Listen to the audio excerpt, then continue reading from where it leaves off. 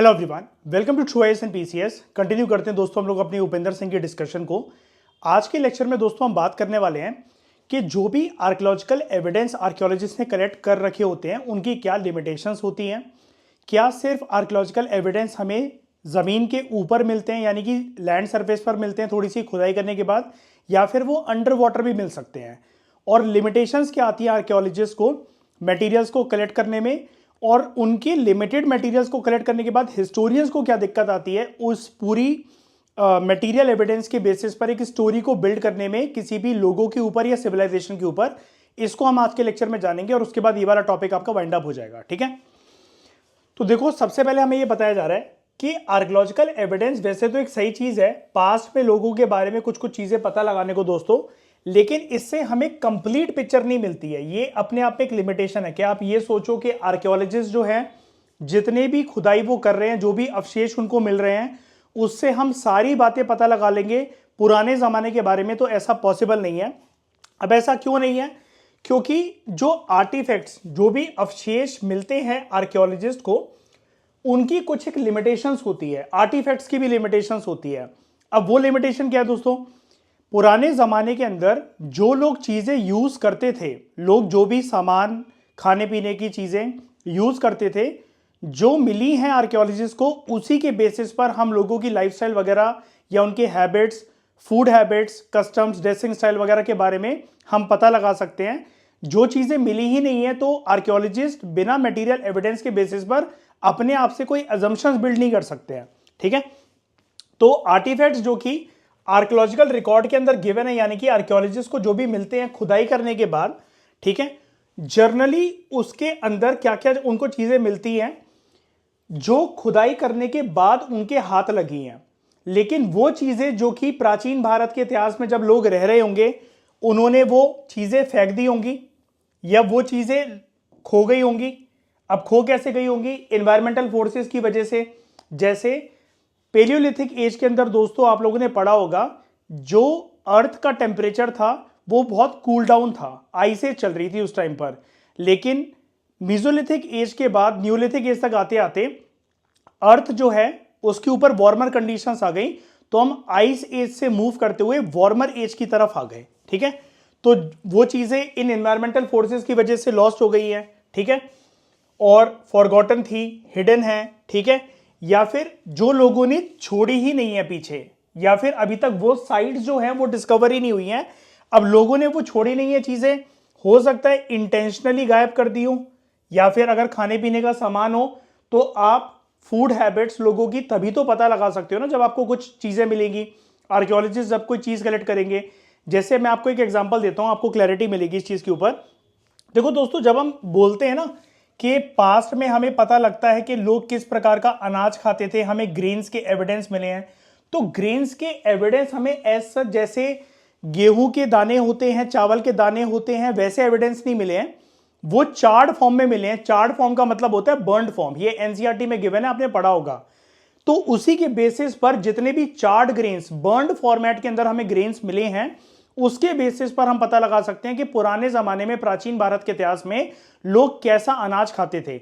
लेकिन क्या सारे के सारे अनाज जो हैं हमें चार्ट फॉर्मेट के अंदर मिले ही हैं? हर एक वो अनाज जो कि इंसानों के द्वारा कंज्यूम करा जाता था, उसके सारे एविडेंस हमारे पास हैं? तो ऐसा पॉसिबल नहीं है। अब इंटेंशनली का मतलब यहां पर प्राचीन भारत के इतिहास में लोगों के पर्सपेक्टिव से दोस्तों आपको बताया जा रहा है, और अनइंटेंशनली मतलब लोगों ने कभी ऐसा सोचा ही नहीं उसको प्रिजर्व वगैरह करके रखो।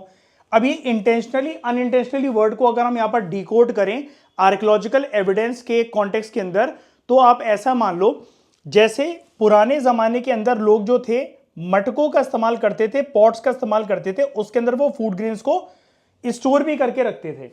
अब कोई साइट है, कोई भी एक मान लो आप पेलियोलिथिक साइट, मीजोलिथिक साइट या न्यूलिथिक साइट है, वहां पर न्यूलिथिक की बात कर लेते हैं क्योंकि तब से एग्रीकल्चर भी आ गया था। खेती बाड़ी शुरुआत करने के बाद किसी भी एक न्यूलिथिक साइट पर, जैसे कश्मीर के अंदर एक साइट है बुरजा होम, तो बुरजा होम में अगर हम बात करें कि ऐसे कोई अगर मटके मिले हैं जिसके अंदर हमें ऐसे बर्न्ड ग्रेन्स मिले हैं, या किसी भी मटेरियल एविडेंस या आर्टिफैक्ट्स की जानकारी अगर आर्कियोलॉजिस्ट को मिल रखी है, तो वो सिर्फ इस मटके के आधार पर ये पता लगा सकते हैं कि उस जमाने के लोग क्या खाते थे, क्या कंज्यूम करते थे, या कौन से आइटम्स यूज करते थे।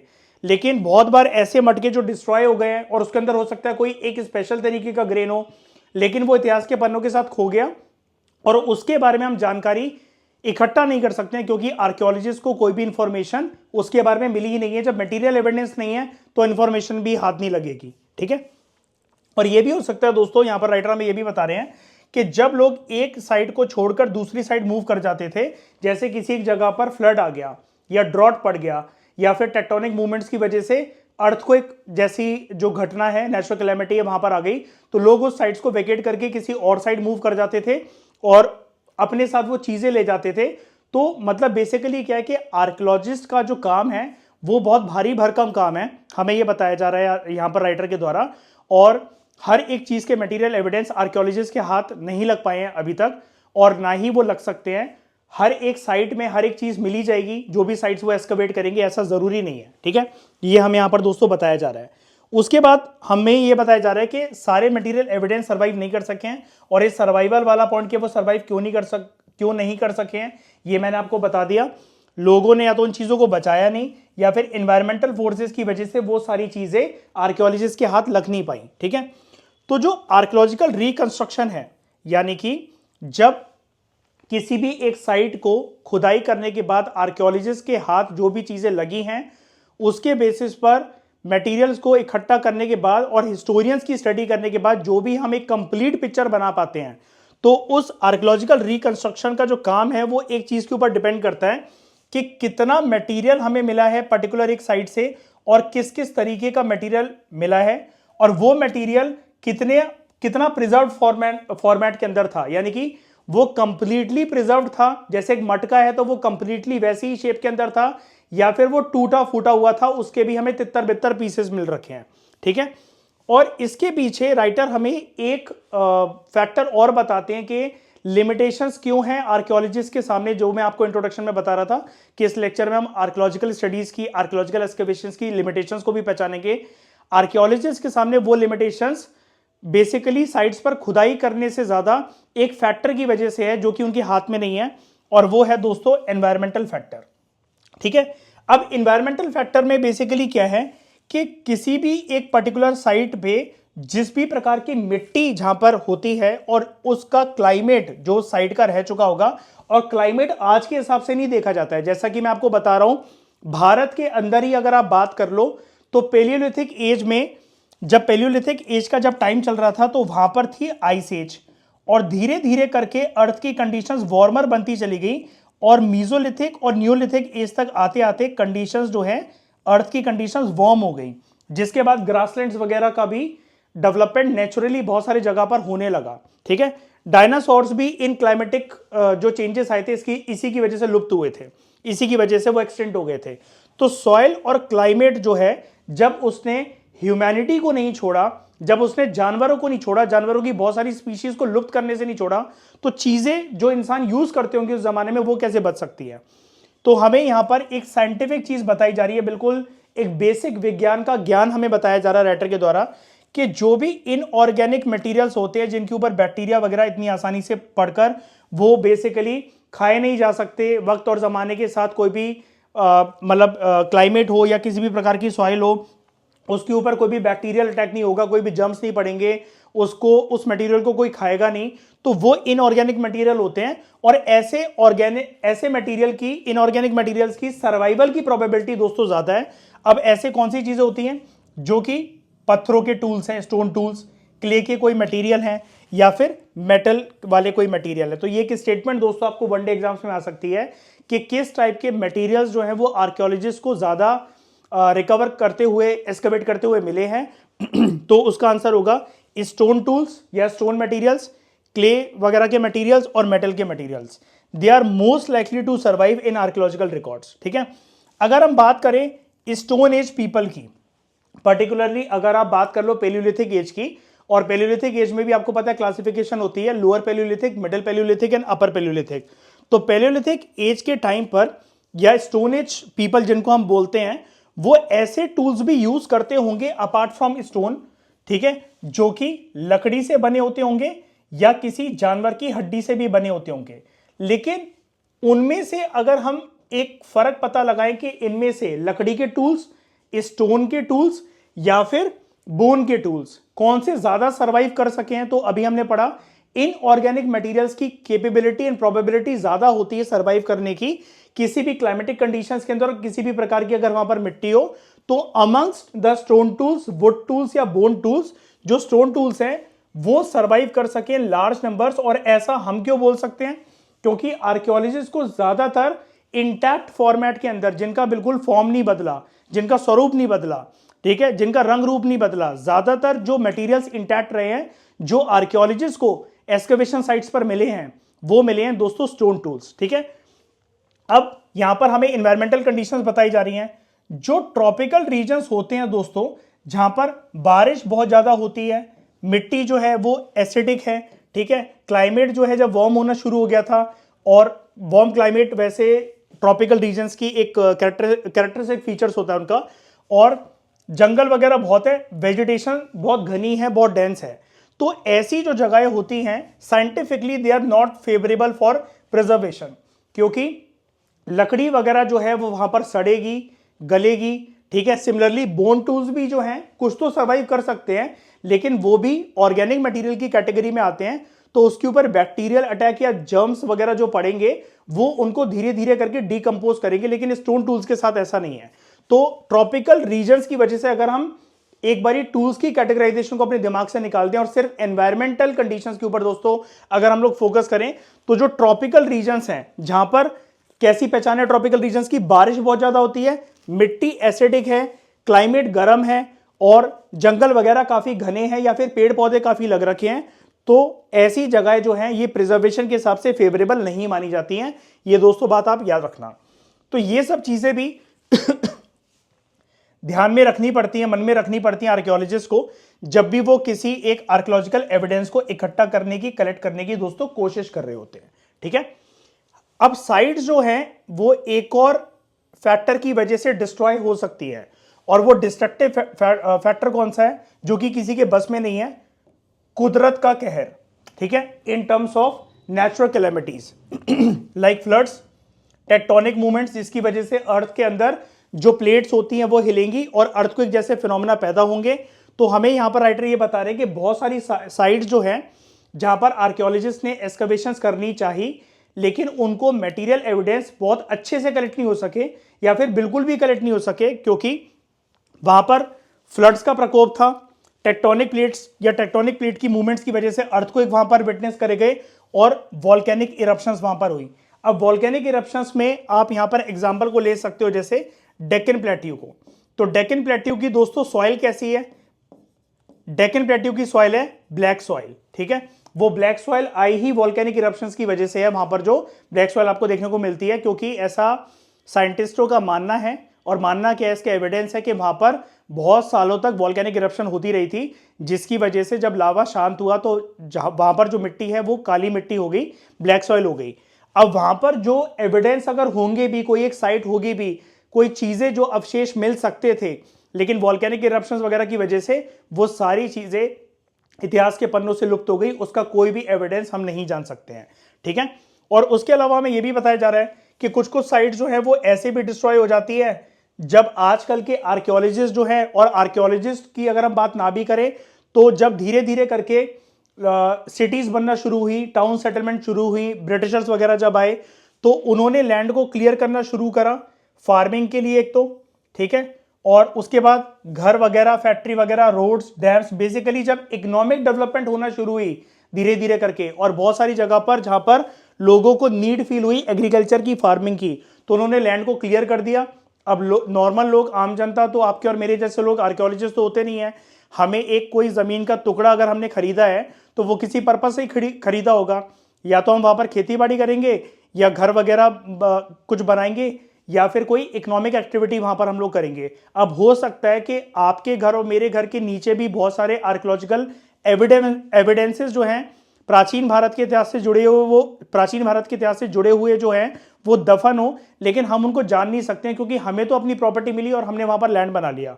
तो ये बेसिकली एक लिमिटेशन आपको बताई जा रही है आर्कियोलॉजिस्ट के पर्सपेक्टिव से, कि उनकी आर्कियोलॉजिकल एक्सकवेशन जो हैं वहां पर उनको क्या क्या लिमिटेशन जो हैं वो फेस करने को मिलती हैं। ठीक है, उसके बाद दोस्तों हमें ये बताया जा रहा है कि कोई भी जो साइट होती है जिसको आर्कियोलॉजिस्ट जो है एक्सप्लोर करते हैं या एक्सकवेट करते हैं, वहां पर वो केयरफुली एग्जामिन करते हैं कि सरफेस के नीचे क्या दफन है। ठीक है, जैसे एक मिट्टी है, किसी भी एक जगह पर कोई ग्राउंड है, खाली मैदान है, तो उसके नीचे क्या दफन है। ठीक है, और क्या क्या उनको चीजें मिलेंगी, दैट इज क्या वो चीजें डग इन करेंगे। ठीक है, अब इसको बेसिकली दोस्तों हिस्ट्री के अंदर एक नाम दिया जाता है, that is known as stratigraphy. ठीक है, और ये स्ट्रैटिग्राफी वर्ड जो है, अगर आप क्लास 12th की एनसीईआरटी पढ़ोगे ना, क्लास 12th के अंदर 3 एनसीईआरटी होती है, themes in Indian history part 1, themes in Indian history part 2 and themes in Indian history part 3। जो themes in Indian history part 1 की बुक है, that is related to ancient Indian history, वो अच्छी book है, आप उसको पढ़ सकते हो फ्री टाइम में। वहां पर स्ट्रैटिग्राफी के बारे में काफी अच्छे से हमें समझा रखा है। तो बेसिकली क्या है, साइट्स जो एक्सकवेट करी जाती है वो बेसिकली ये भी चीज अनकवर करने के लिए, एक राज खोलने के लिए करी जाती हैं कि स्ट्रैटिग्राफिक सीक्वेंस है क्या। अब मैं ये चीज आपको इजी तरीके से दोस्तों बताता हूं। यहां पर देखो आप, जैसे मान लो कोई भी एक ग्राउंड है, ठीक है, तो वहां पर ऑब्वियसली बात है ये है आपकी टॉप की लेयर, लेकिन अगर आप इसको नीचे एक्सकवेट करते चलोगे तो आपको एक और लेयर मिलेगी, फिर आप नीचे और खुदाई करोगे तो आपको एक और लेयर मिलेगी, और ऐसा करते करते लेयर बाय लेयर आपको मिलेंगी। अब अगर मैं आपसे पूछूं कि इन तीनों लेयर में से ये है, अगर हम इसे नाम दें, ये है लेयर नंबर 1, लेयर नंबर 2 और लेयर नंबर 3, सबसे पुराने अवशेष अगर मेरे को ढूंढने हैं तो मैं कौन सी लेयर की तरफ जाऊंगा? तो ऑब्वियसली बात है जो लेयर सबसे ज्यादा नीचे है मैं उसकी तरफ जाऊंगा। लेयर नंबर 3 में ज्यादा पुरानी चीजें मुझे मिलेंगी with respect to their age, कि वो कितनी पुरानी है, सबसे पुरानी एज कंपेयर टू, इनके कंपैरिजन में लेयर 3 में मुझे सबसे ज्यादा पुरानी चीजें मिलेंगी। यही आपको ये बताया जा रहा है कि जब स्ट्रैटिग्राफी हम करते हैं, यानी कि आर्कियोलॉजिस्ट करते हैं, तो बेसिक प्रिंसिपल जो फॉलो करा जाता है स्ट्रैटिग्राफी का वो ये होता है कि किसी भी जगह पर बड़ी सारी लेयर्स होती है जिनको हम स्ट्रैटा कहते हैं, या फिर आप उनको लेवल्स भी कह सकते हो, जैसे जिस तरीके के लेवल्स मैंने यहां पर आपको बनाकर दिखाए हैं। तो जितने लोअर लेवल पर आप जाते रहोगे उतनी ज्यादा ओल्डर, उतनी ज्यादा पुरानी चीजें वहां पर आपको मिलेंगी। इसलिए मैंने डायग्राम बनाकर आपको पहले ही बता दिया कि लेयर नंबर 3 में age compare to layer number 2 and age compare to layer number 1, layer number 1 तो बिल्कुल टॉप का सरफेस ही है, वहां पर आपको रीसेंट चीजें मिलेंगी। उसके बाद पुरानी देखनी है तो लेयर नंबर 2 में मिल जाएंगी, लेकिन सबसे पुरानी, अगर सिर्फ हम ऐसा मान के चलेंगे किसी भी एक साइड पर ये 3 ही लेयर हैं, तो सबसे पुरानी आपको कोई भी अवशेष अगर मिलेंगे तो वो लेयर नंबर 3 के अंदर मिलेंगे। ठीक है, इसी तरीके से जो आर्कियोलॉजिस्ट है वो खुदाई करते हैं। लेकिन इसमें एक दिक्कत है, जैसे मान लो कि आपके पास, आपको पता लग गया कि कोई एक साइट है, ठीक है, आपने वहां पर ट्रैक्टर्स मंगाए, ट्रॉलीज मंगाई, या फिर आप एक मशीन के बारे में जानते होगे, आपने ड्रिलिंग मशीन मंगाई। अब आपने उस साइड पर ड्रिलिंग करना शुरू करा, ठीक है, तो अगर उसके टॉप लेयर के जस्ट नीचे यहां पर अगर कोई मटेरियल एविडेंसेस अगर अवेलेबल हैं, तो ड्रिल जो है अगर आपने ज्यादा कर दी तो वो भी डिस्ट्रॉय हो सकते हैं। ठीक है, तो ये भी बताया जा रहा है यहां पर, अगर कोई साइट जो है वो डिस्टर्ब हो चुकी है, जैसे डेक्कन प्लेट्यू की अगर हम बात कर रहे हैं, या फिर कोई ऐसी साइट जहां पर पुराने जमाने के अंदर कोई अर्थक्वेक वगैरह आया था, टेक्टोनिक मूवमेंट्स वगैरह के बारे में जो हम देख रहे थे, या कोई फ्लड वगैरह से पीड़ित अगर कोई साइट है, तो वो साइट अगर कंप्लीटली डिस्ट्रॉय हो चुकी थी एंशिएंट पास्ट में, तो वहां पर ये स्ट्रैटिग्राफी का प्रिंसिपल जो है इट डज नॉट अप्लाई, फिर वो अप्लाई नहीं होता। ठीक है, तो राइटर हमें ये बता रहे हैं कि बहुत जरूरी हो जाता है कि जो स्ट्रैटिग्राफिक कॉन्टेक्स्ट होता है आर्टिफैक्ट्स का, स्ट्रैटिग्राफिक कॉन्टेक्स्ट ऑफ आर्टिफैक्ट्स का दोस्तों मतलब ये है कि आपको कोई भी अवशेष जो है वो कितनी गहराई में जाकर मिलेगा, और जो जो अवशेष मिले हैं हर किसी की डेट एक दूसरे से अलग कैसे है। यानी कि यहां पर जो अगर आपको मटका या कोई घड़ा मिला है वो सबसे पुराना है, उसकी एज बहुत पुरानी होगी age compare to layer number 2 में अगर आपको कोई घड़ा या मटका मिला है और उसकी एज पुरानी होगी एज कंपेयर टू अगर लेयर नंबर 1 के अंदर अगर आपको कोई घड़ा या मटका मिला है, ठीक है, या कोई भी अवशेष मिला है। तो दूसरी चीजें भी हमें ऐसे स्ट्रैटिग्राफिक एविडेंस से with respect to their age आपको देखने को मिल सकती है, ऐसा हमें राइटर यहां पर बता रहे हैं। ओके, अब एक्सकेवेशंस जो है ना, जो आर्कियोलॉजिस्ट करते हैं वो दो तरीके से करते हैं। एक तो क्या करते हैं दोस्तों, वो एक साइट को, जैसे मान लो कि आपने एक पर्टिकुलर साइट को पता लगा लिया कि ये एक साइट है मोहनजोदारो या हड़प्पा, अब आप उसको बहुत वाइड एरिया में स्टडी कर रहे हो, बहुत वाइड एरिया में आप उसकी खुदाई कर रहे हो, तो अगर आप एरिया बहुत बड़ा ले रहे हो तो उसको हम कहेंगे हॉरिजॉन्टल, एक्सकवेशन। और अगर आप खुदाई नीचे कर रहे हो स्ट्रैटिग्राफी की, लेयर बाय लेयर स्ट्रैटा में अगर आप नीचे जाते जा रहे हो, तो दोस्तों हम उसको कहेंगे आप कर रहे हो वर्टिकल एक्सकवेशन। यही वाली बात राइटर यहां पर आपसे करने वाले हैं कि एक्सकवेशन जो है हॉरिजॉन्टल भी हो सकती है, जब आप एक लार्ज सरफेस एरिया में एक्सकवेशन कर रहे हो, यानी कि आपने एरिया बहुत बड़ा ले रखा है, ठीक है। या फिर एक्सकवेशन जो हो सकता है दोस्तों वर्टिकल भी हो सकती है कि आप खुदाई करते करते नीचे की तरफ बहुत ज्यादा जा रहे हो, आप डिगिंग करते जा रहे हो। और डिगिंग कहां से शुरू होगी? भले ही आपने सरफेस एरिया छोटा सा ले रखा है कि आपकी जो साइट है वो बहुत बड़ी नहीं है, इतनी सी साइट है, और वहां पर आप जो है स्ट्रैटा को स्टडी करना चाहते हो, लेयर बाय लेयर को स्टडी करना चाहते हो, जिसके बारे में अभी हमने यहां पर बात करी थी स्ट्रैटिग्राफी के बारे में, ठीक है। तो यहां पर क्या है, ऐसी साइट्स को स्टडी करने में, फिर चाहे आप हॉरिजॉन्टल एक्सकवेशन कर रहे हो या फिर वर्टिकल एक्सकवेशन कर रहे हो, प्रॉपर तरीके से आर्कियोलॉजिस्ट को टीम ऑफ एक्सपर्ट्स लेकर जाने पड़ते हैं, जो कि उस एरिया को रिकॉर्ड करते हैं, मैपिंग करते हैं, फोटोज वगैरह खींची जाती है, लेबलिंग करी जाती है साइट्स की, और आर्टिफैक्ट्स कैसे प्रिजर्व्ड हैं उसको देखा जाता है। यहां पर इन सारे जो चीजें हैं उसमें से सबसे इंपॉर्टेंट दोस्तों जो बात होती है वो होती है, जो भी आप साइट को स्टडी कर रहे हो वहां पर चीजों को रिकॉर्ड करना। तो recording is very important, because excavation जो है वो कभी कभार डिस्ट्रक्टिव भी हो सकती है। जिस तरीके से मैंने आपको बताया, अगर आप एक पर्टिकुलर साइट पे जाकर ड्रिल कर रहे हो, आपने खुदाई करी, वहां पर एक ड्रिलिंग मशीन से आपने ड्रिल करना स्टार्ट करा, तो ड्रिल करने के बाद ऐसा भी हो सकता है कि अपर लेयर के अंदर जो भी चीजें या जो भी अवशेष जो छुपे हुए थे, आपकी ड्रिलिंग की वजह से वो डिस्ट्रॉय हो जाए और आर्कियोलॉजिस्ट को फिर अगली लेयर पर जाना पड़ता है। तो ये बहुत एक केयरफुल स्टडी होती है, बहुत सोच समझ के काम करना पड़ता है।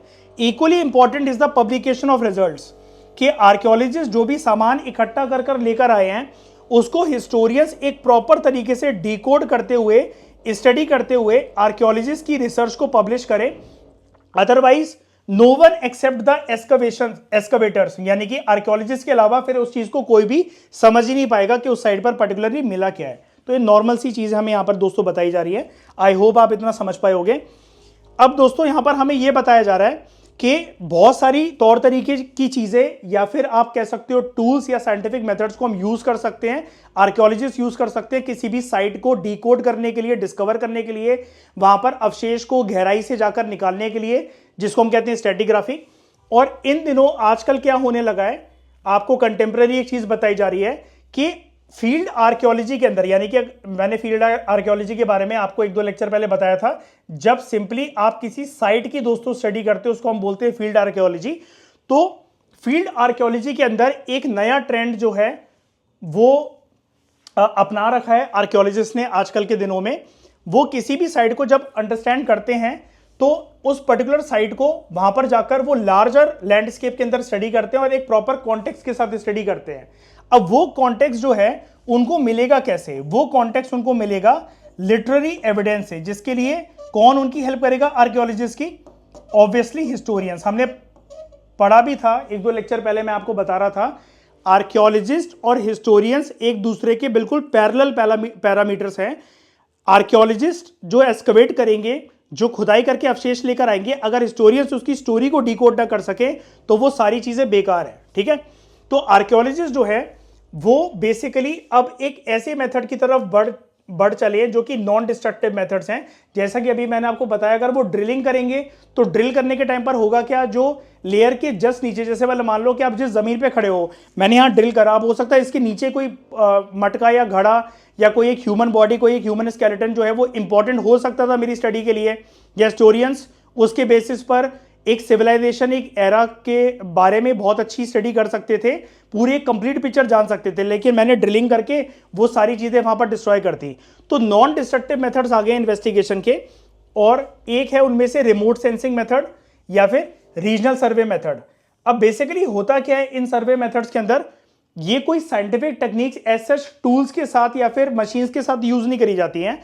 जैसे अगर आप यहां पर देखो, रीजनल सर्वेज में होता क्या है, आर्कियोलॉजिस्ट की जो टीम होती है वो सिलेक्टेड एरियाज को चुन लेती है, यानी कि साइट्स को चुन लेती है, और वहां पर बहुत लार्ज एरिया में चलते फिरते उसको कवर करती है, ठीक है।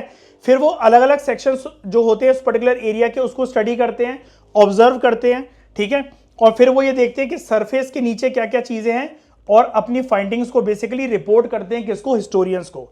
तो ये सब चीज़ें जो है सरफेस फाइंड्स वगैरह, यानी कि उनको जो मिला है स्टेटा वाली लेयर में, स्ट्रेटिग्राफी की स्टडी में, उसको वो कलेक्ट करते हैं और इससे इंफॉर्मेशन जो है वो गैदर करते हैं, हिस्टोरियंस को बताते हैं। हिस्टोरियंस जो है उसके बाद उस पर्टिकुलर साइट के बारे में जो इंफॉर्मेशन होती है उसके ऊपर कुछ अपने वैल्यूएबल इनपुट्स देकर आर्टिकल्स लिखते हैं जो हम तक आते हैं, फिर हम जान पाते हैं, नॉर्मल जनता जान पाती है कि वहाँ सब उस पर्टिकुलर साइट से रिलेटेड क्या क्या चीज़ें दे रखी हैं। अब ये कुछ दोस्तों बॉक्सेस हैं, इनको हम बाद के लेक्चर में कवर करेंगे, अगले लेक्चर में। लेकिन इस डिस्कशन में एक इंपॉर्टेंट पॉइंट और है, दैट इज समुद्रों के अंदर भी साइट्स मिल रखी हैं हमें, ठीक है, यहाँ पर ये रहा, ठीक है। अब जितनी भी आर्कियोलॉजिकल स्टडीज दोस्तों होती है, आपको ऐसा लगता है अगर आपने हिस्ट्री को इन डेप्थ नहीं पढ़ रखा है कि ज़्यादातर जो चीज़ें आपको मिलती हैं वो लैंड के ऊपर ही मिलती है, राइट। लेकिन ऐसा नहीं है। आजकल क्या है, आर्कियोलॉजिस्ट जो हैं दे आर वेरी क्यूरियस कि अगर एक पर्टिकुलर सिविलाइजेशन को अगर उनको स्टडी करना है, मान लो इंडियन सबकॉन्टिनेंट के पास के जो सिविलाइजेशन हैं, जो लोग हैं वो कैसे घर बार वगैरह में रहते थे, क्या उनका ट्रेड था, जो भी उनके पैटर्न को उनको पता लगाना है, तो लैंड पर तो एक्सकवेशन इनफ हो चुकी है, ठीक है। अंग्रेजों के जमाने से लेकर अभी तक इंडियन सबकॉन्टिनेंट में बहुत एक्सकवेशन हो चुकी हैं। Now archaeologist are becoming very curious कि वो अब समुद्रों के अंदर, जिसको हम कहते हैं मरीन बेस्ड एक्सकवेशंस, ठीक है, मरीन बेस्ड एक्सकवेशंस, या फिर आप इसको अंडर वाटर एक्सकवेशन भी कह सकते हो, कि समुद्रों के पानी के अंदर जाकर वो बेसिकली पता लगाना चाह रहे हैं कि वहां पर भी उनको कोई मटेरियल एविडेंस मिल सकते हैं क्या, ठीक है। तो ये एक रैपिडली ग्रोइंग फील्ड है, इसको हम मरीन आर्कियोलॉजी कहते हैं। वैसे तो बहुत सारी कंट्रीज में जो मरीन आर्कियोलॉजी है, इट डील्स विद अबाउट, यानी कि जो मरीन आर्कियोलॉजी का जो टॉपिक है, जो सब्जेक्ट है, यहां पर बेसिकली जो खंडर जहाज वगैरह होते हैं जो समुद्र के अंदर दफन होते हैं, उसको स्टडी करने जाते हैं आर्कियोलॉजिस्ट। लेकिन भारत के अंदर बेसिकली क्या है, हमें ऐसे एविडेंस भी मिले हैं कि पूरी की पूरी जो सेटलमेंट हुआ करती थी, जैसे जो शिपरेक है दोस्तों, वो तो एक ऑब्जेक्ट हुआ ना, एक शिप का पार्ट हुआ, या कंप्लीट शिप, अगर आप कंप्लीट शिप की बात कर रहे हो तो वो तो सिर्फ एक ऑब्जेक्ट हुआ ना स्टडी करने के लिए, आप उसके बेसिस पर कंप्लीट पिक्चर नहीं बना सकते हो। लेकिन भारत के अंदर समुद्रों में बहुत सारी जगह पर तो नहीं, लेकिन कुछ जगह गुजरात के आसपास हमें ऐसी मिली है, अभी मैं उसका नाम आपको दिखा दूंगा अगली स्लाइड पे, कि वहां पर पूरी की पूरी सेटलमेंट, यानी कि पूरी का पूरा एक एरिया, एक कॉलोनी, जितना बड़ा एक एरिया आप अपना मान लो, आप जिस भी कॉलोनी, ब्लॉक या सोसाइटी में रहते हो, वो पूरी दफन हुई मिली है वहां पर, ठीक है। तो वो समर्ज है सी के अंदर, ऐसा भारत के अंदर जो है हमें देखने को मिलता है मरीन आर्कियोलॉजिस्ट के द्वारा। तो मरीन आर्कियोलॉजी के अंदर बहुत सारे स्पेशलिस्ट की नीड होती है। अगर आपको एक पर्टिकुलर साइट को स्टडी करना है अंडर वाटर, उसके लिए आपको ओशनोग्राफर चाहिए पड़ेंगे, जियोलॉजिस्ट चाहिए पड़ेंगे, जियोफिजिसिस्ट चाहिए पड़ेंगे, डाइवर फोटोग्राफर चाहिए पड़ेंगे, ठीक है। बहुत सारे स्पेशल तरीके के साइंटिफिक इक्विपमेंट्स की भी आपको नीड होगी, साइंटिफिक इंस्ट्रूमेंट्स की आपको नीड होगी।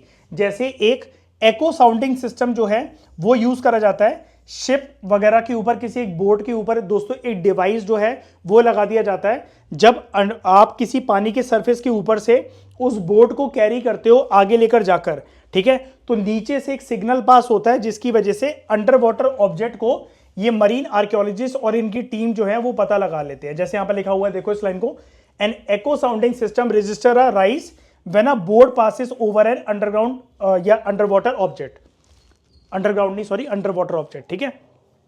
फिर एक स्कैन इलेक्ट्रॉनिक सिस्टम भी इसके अंदर यूज करा जाता है, जिसमें क्या होगा, आपके शिप पर ये डिवाइस होगा, वो बीप बीप बीप बीप करेगा। जिस तरीके से हम बात कर रहे थे ना, एक मेटल रॉड्स होती हैं जब आप उसको ग्राउंड में लगाते हो तो ऊपर आपके पास एक डिवाइस होता है, जैसे आप अपना फोन मान लो या फिर आप अपना टैबलेट के साइज की एक स्क्रीन मान लो, उसके ऊपर बीप बीप बीप बीप होता है, उससे आप पता लगाते हो कि इस जगह के नीचे अंदर कोई चीज दफन है।